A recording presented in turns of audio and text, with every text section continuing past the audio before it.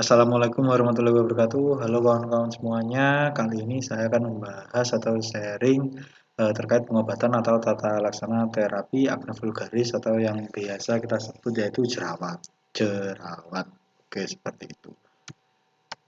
Di next. Jadi untuk definisinya yaitu akne atau jerawat yaitu inflamasi atau peradangan pada folikel sebaseus pada wajah dan tubuh bagian atas, seperti itu bisa pada punggung, leher seperti itu dan pada muka atau wajah.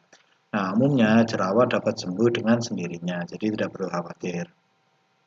Nah, jerawat merupakan gangguan yang lazim dialami remaja dan orang dewasa, namun memiliki dampak psikososial yang besar umumnya pada wanita. Nah, seperti yang kita tahu kalau biasanya kan kalau perempuan atau wanita kalau ada jerawat itu bingungnya ya nauzubillah seperti itu. Padahal ya biasa saja seperti itu. Namun pada penelitian banyak yang mengungkapkan kalau jerawat itu mempunyai efek psikososial yang sangat besar.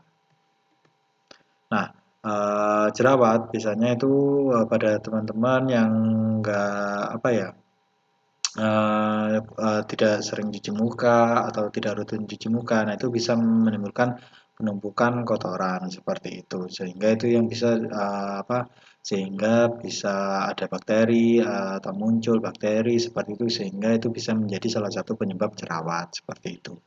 Nah, melihat dari patofisiologinya, pertumbuhan jerawat itu melalui 4 tahap, yaitu peningkatan keratinisasi folikel, terus kemudian peningkatan produksi sebum atau minyak, bahasa sederhananya, kemudian terjadi hipolisis bakteri trigliserida sebum menjadi asam lemak bebas dan terjadinya inflamasi seperti itu.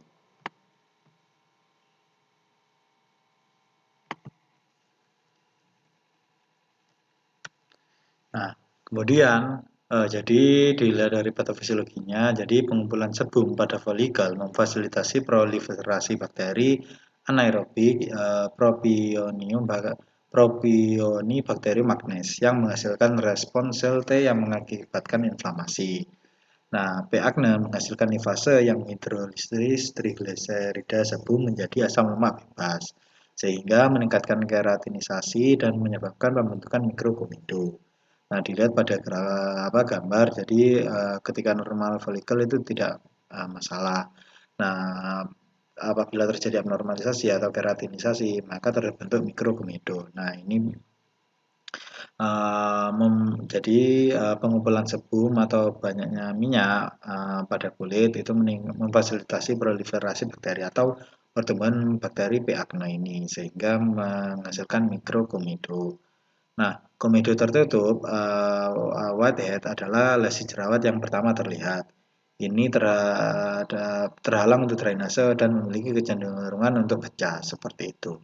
Nah, kemudian terdapat komedo terbuka terbentuk saat sambatan meluas ke saluran bagian atas dan melebarkan pembukaannya. Jadi peningkatan sebum menghasilkan komedo tertutup atau whitehead. Nah, apabila terjadi dilatasi pori-pori, terbentuklah komedo yang terbuka seperti itu.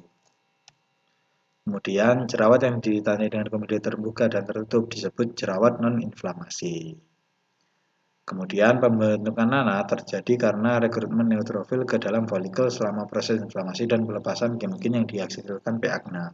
P. acne juga menghasilkan enzim yang meningkatkan permeabilitas dinding folikel, menyebabkan pecah sehingga melepaskan keratin, lipid, dan asam lemak bebas. Peradangan lesi yang dapat terbentuk menyebabkan jaringan parut termasuk pustula, nodul, dan kista. Jadi apabila terjadi proses keratinisasi folikel pada kulit itu dapat membentuk mikrokomedo. Nah, peningkatan sebum atau minyak dapat membentuk komedo tertutup seperti itu. Nah, apabila terjadi pori-pori melebar, maka dapat terbentuk komedo yang terbuka seperti itu. Nah, komedo terbuka ini jadi komedonya itu dapat diambil. Nah, apabila komedo tertutup terbiarkan begitu saja, maka dapat membentuk pustula seperti itu, jerawat pustula. Nah, apabila tiap respon tubuh orang itu kan beda-beda. Nah, apabila respon tubuh orang-orang berbeda-beda, maka apabila tidak mampu mengatasinya itu dapat menyebabkan nodul atau kista seperti itu. Jadi apa ya, dari jerawat ini ternyata bisa menyebabkan penyakit yang lebih parah. Jadi perlu penanganan apabila apabila terlihat jerawatnya itu semakin parah atau semakin banyak nanah atau seperti itulah. Nah, untuk terapi non farmakologinya kita dapat dengan cara mengontrol stres, terus kemudian mempertahankan diet seimbang, kurangi gula dan olahan susu sapi atau dairy products, kemudian mencuci wajah tidak lebih dari 2 kali sehari, apabila menggunakan sabun ringan atau yang sabun dengan kandungan gliserin seperti itu. Nah, apabila uh, apa namanya, apabila tidak mengandung sabun gliserin ini itu tidak masalah. Semisal menggunakan air mengalir saja itu tidak masalah. Kemudian bisa menggunakan air air hangat seperti itu. Jadi untuk memudahkan pori-pori terbuka sehingga sebum itu keluar, sehingga sebumnya itu tidak tertahan pada tidak tertahan pada kulit seperti itu. Nah, kemudian untuk tata laksana terapinya, untuk komedo dan jerawat non-inflamasi yang tidak menyebabkan peradangan, itu dapat menggunakan retinoid topikal atau adapalen. Kemudian atau bisa menggunakan retinoid topikal plus benzoil peroksida atau benzoil peroksida atau asam azelaic atau asam salisilat. Nah, terapi first line ini berfungsi untuk memperbaiki kerusakan dalam keratinisasi dengan menghasilkan pengelupasan paling efektif. Nah, untuk jerawat inflamasi ringan hingga sedang dapat menggunakan sama, yaitu retinoid topikal dan benzoyl peroksida plus retinoid topikal. Dan apabila melihat kondisi jerawat bisa yang apa ya, menuju ke sedang bisa menggunakan tambahan clindamycin topikal. Jadi penting untuk mengurangi populasi P. acne dan pembentukan produk ekstraseluler dan efek inflamasinya. Seperti yang kita tahu pada slide sebelumnya, kalau P. acne ini menghasilkan respon sel T yang dapat menghasilkan inflamasi seperti itu. Jadi bisa selain mencegah peningkatan sebum juga mencegah pertumbuhan bakteri P. acne seperti itu. Nah, untuk jerawat sedang hingga parah dapat menggunakan isotretinoin oral atau terapi oral hormonal. Dan atau dapat menggunakan oral antihidrogen atau plus antibiotik oral atau topikal atau antibiotik plus benzoil peroksida dengan kekuatan yang rendah.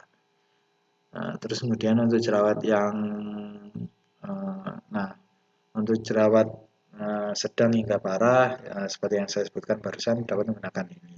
Nah, untuk jerawat yang sangat parah dapat menggunakan untuk pria monoterapi oral isotretinoin sebagai alternatif dapat menggunakan retinoid plus antibiotik. Nah, untuk wanita dapat menggunakan oral isotretinoin plus terapi hormon. Sorry, tutup. Dapat menggunakan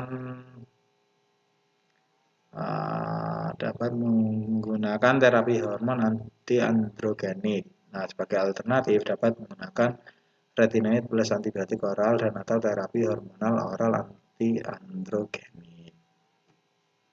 Melihat pada mekanisme obat atau terapi, jadi kita perlu tahu apa sih target yang mau kita tuju itu apa, seperti itu. Apabila pertumbuhan bakteri P. acne, kita bisa menggunakan benzoil peroksida, kemudian dapat menggunakan topikal atau oral antibiotik atau penggunaan isotretinoin.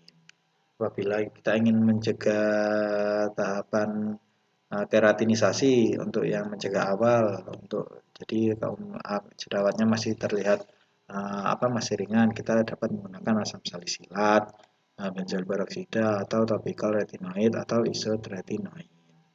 Apabila kita menangani respon inflamasinya, kita bisa menggunakan intralesional kortikosteroid atau oral kortikosteroid atau topikal atau oral antibiotik.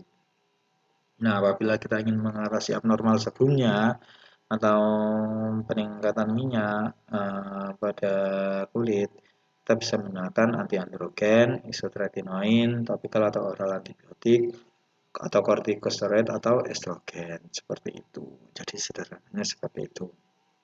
Jadi ketika teman-teman menghadapi UKAI, kita perlu cari tahu nih informasi apa yang didapat di soal. Misal ingin mengatasi pertumbuhan bakteri P. acne atau mengatasi maka bisa jawabannya seperti ini. Apabila ingin mengatasi abnormal sebum, maka jawabannya bisa seperti ini, seperti itu.